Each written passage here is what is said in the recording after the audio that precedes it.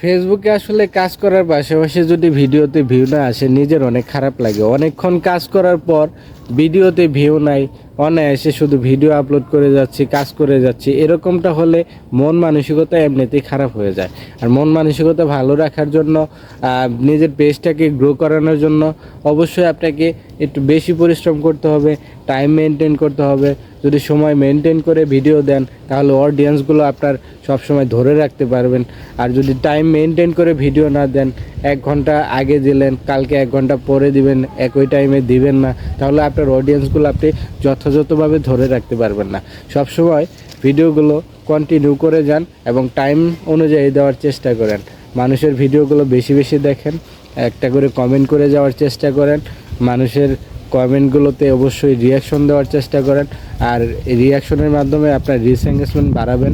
আর এভাবে আপনার পেজটা আস্তে আস্তে ভিউ আসবে, মানুষের নজরে আসতে পারবেন, একসময় বড় হবেন। কিন্তু ভিডিও কন্টিনিউ সবসময় আপনাকে করে যেতেই হবে। আপনি যদি ঠিকঠাকভাবে ভিডিও আপলোড না করেন তাহলে এখান থেকে আপনার সফলতা কখনোই আসবে না।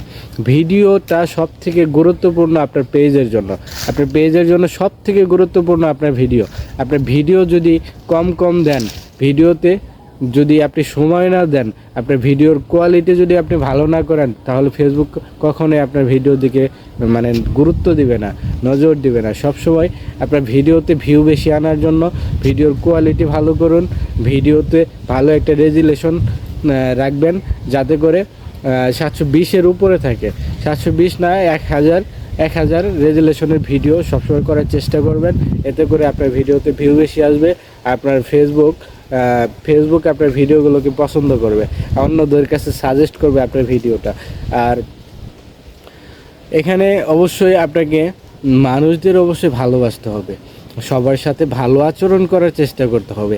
অনেকে আছে যারা কন্টেন্ট তৈরি করে, কিন্তু কন্টেন্ট তৈরি করার পাশাপাশি অন্যদের সাথে লেগে থাকে কেমন, অন্যজনের দোষ ত্রুটি ধরে সে ভিডিওতে বলার চেষ্টা করে।